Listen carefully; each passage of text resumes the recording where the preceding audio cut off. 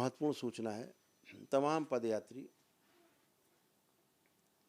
जो पद यात्रा करके आते हैं, कोई 1000 किलोमीटर से पद यात्रा करके आता है, कोई 1400 किलोमीटर से 1500 किलोमीटर से पद यात्रा करके आते हैं, कोई 500 किलोमीटर से, कोई 700 किलोमीटर से, कोई 300 किलोमीटर से पद यात्रा करके आता है। पुण्य सबको बराबर ही मिलते हैं। दिखता है कि आपके अंदर आस्था, विश्वास, श्रद्धा बहुत है, लेकिन आप तमाम जंगलों को पार करते हुए, तमाम बच्चियां बताती हैं कि जंगलों को पार करते हुए कैसे जंगलों को पार किया है, लेकिन बाबा माँ की कृपा से जंगल में भी ऐसे लोग मिल गए जो उनके साथ हो गए और जंगल के पूरा पार करा दिया। 20 किलोमीटर यात्रा करा के 25 किलोमीटर पूरा जंगल क्रॉस करा दिया और उसके बाद झगड़ा करके चले गए, मोबाइल तोड़ के अपना, कि कोई बातचीत नहीं, लेकिन आपको जंगल से पार करा दिया। तो तमाम घटनाएं होती हैं। तो इन चीज़ों से आपको देखना है कि कैसे हम लोग स्वयं सुरक्षा कर पाएँ स्थूल रूप से। सूक्ष्म रूप से तो पूरा दरबार आपके साथ होता है। आप पद यात्रा शुरू करते हो और आपको दरबार से पुण्य मिलते हैं। तो इस बात को आपको ध्यान रख के चलना है कि दरबार से जुड़ करके आपको तमाम पुण्य मिलते ही मिलते हैं, प्राप्त होते हैं।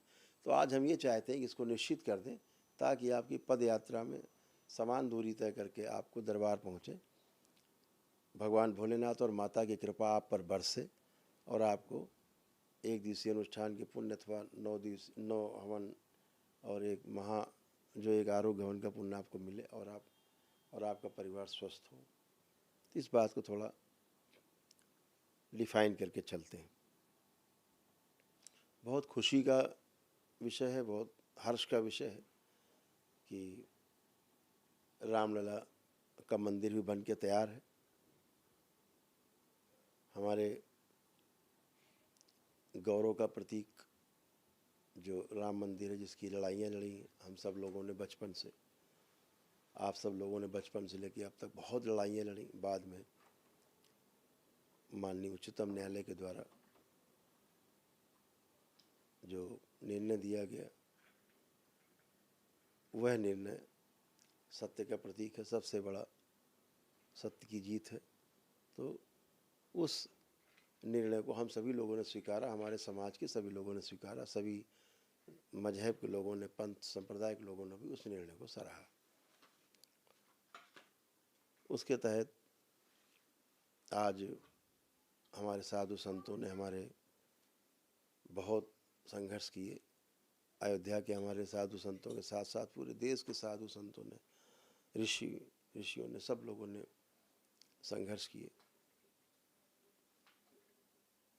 और उसका फल परिणाम सामने आया कि हमारे आराध्य, हमारे भगवान श्री राम परिवार सहित टेंट से निकल करके और अब वाकई में अपने स्थान पर विराजने जा रहे हैं जहाँ पर उनका स्थान होना चाहिए था। तो ये बहुत सबको बधाइयाँ, अग्रिम बधाइयाँ। वो कार्यक्रम भी अभी होने जा रहा है दिसंबर माह में कार्यक्रम होने जा रहा है। तो ये सारे संकल्प, प्रार्थना आपके सफल हैं। ये सब आज ये दिन हम लोगों को अपने जीवन में ये देखने को मिल रहा है। तो एक पवित्र स्थान है। तो हम लोग ये चाहते हैं कि जो भी पदयात्री हैं, जो पदयात्रा अपनी शुरू करें, तो 2 स्थान ऐसे हैं जहाँ से आप पदयात्रा शुरू करेंगे तो आपको उसके पुण्य जरूर प्राप्त होंगे। सबसे पहले तो एक स्थान है भोलेनाथ की नगरी, बाबा विश्वनाथ, बाबा विश्वेश्वरनाथ, हमारे देश के एक प्रमुख ज्योतिर्लिंग में से एक है। काशी जिसे सृष्टि का केंद्र कहा जाता है। तो सभी पदयात्रियों के लिए एक गाइडलाइन है कि नए साल से 1 जनवरी से, अभी तो जहाँ से जो आ रहे हैं उनको पुण्य मिल ही रहे हैं, लेकिन ये ध्यान रखें कि जो 1 जनवरी से जो लोग पदयात्रा शुरू करेंगे उनके लिए गाइडलाइन दरबार की ओर से है। तो जो लोग काशी से, जो माता अन्नपूर्णा का मंदिर है वो काशी विश्वनाथ मंदिर में ही है, है ना, शक्तिपीठ है, वो भी एक माँ विशालाक्षी का मंदिर है।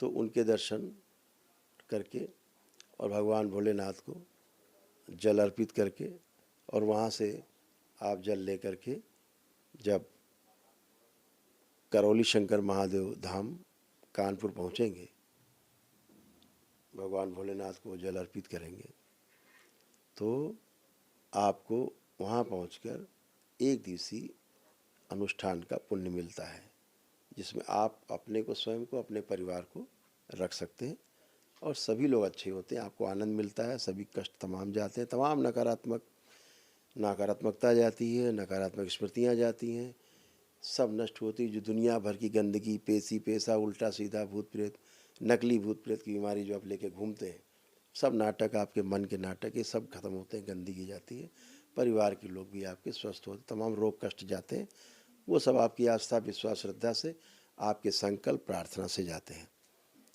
तो आप दरबार से जुड़ पाते हैं। तो आप वहाँ से जब यात्रा शुरू करेंगे काशी विश्वनाथ से, परिसर से, भगवान काशी विश्वनाथ के स्थान से, केंद्र से, तो आपको निश्चित रूप से दरबार पहुंचकर, ये पद यात्रा के कारण बहुत लोग चले आ रहे हैं, पूरे देश से पद यात्राओं का दौर शुरू हुआ है जो, तो हम चाहते हैं वो केंद्रित हो और बराबर दूरी तय करके आप लोगों को पुण्य प्राप्त हो।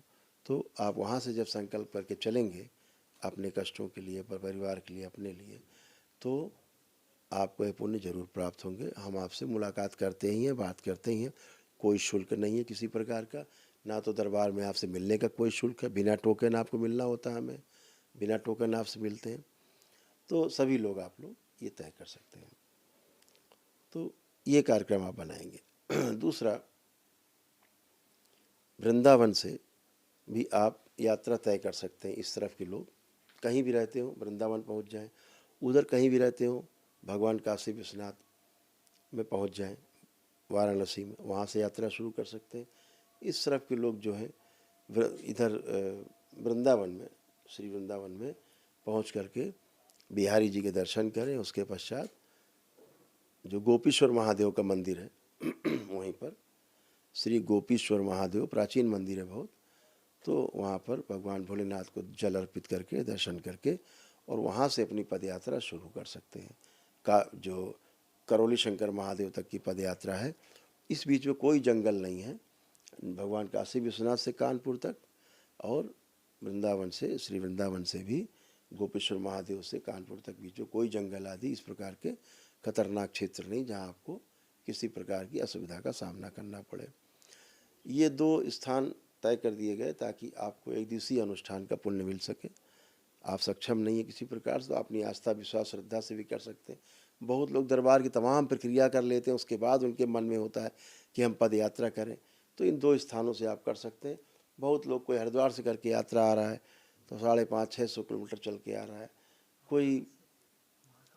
कोई भगवान महाकाल से आ रहा है तो यात्रा शुरू कर रहा है। तो आपके मन में श्रद्धा है तो भगवान महाकाल के दर्शन आप करिए, जाके आपको श्रद्धा है आप हरिद्वार जाइए, गंगा स्नान करिए, उसके बाद आप पहुँचिए वृंदावन या काशी विश्वनाथ, जहाँ से भी आपकी यात्रा करने का मन हो, आप दोनों स्थान से दरबार के लिए यात्रा कर सकते हैं, क्योंकि आपको हवन के पुण्य मिलते ही हैं और आप स्वस्थ होते ही, पता ही आपको, आपकी आस्था, विश्वास, श्रद्धा के अनुसार ऐसा होता है।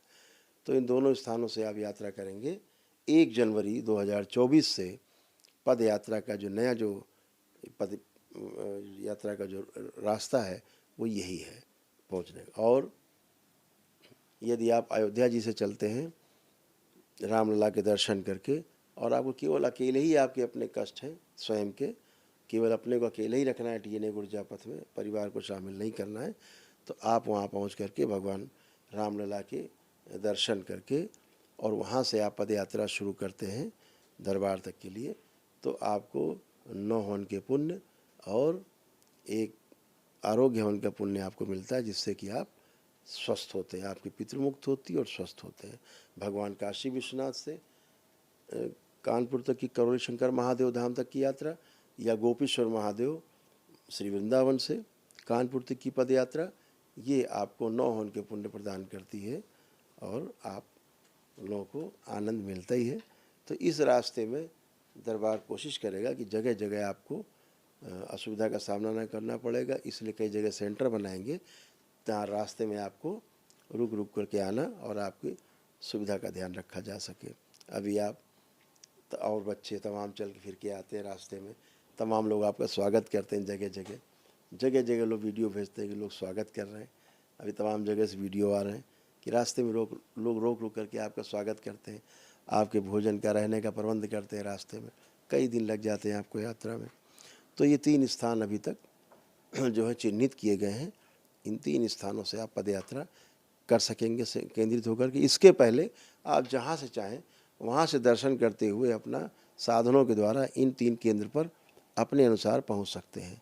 इस बात को मैंने कहा कि आपको केंद्रित कर दिया जाए ताकि आपको कोई कष्ट और संकट ज़्यादा ना उठाना पड़े, क्योंकि लंबी दूरी करके आप यात्रा करके आते हैं पद यात्रा बच्चों के साथ।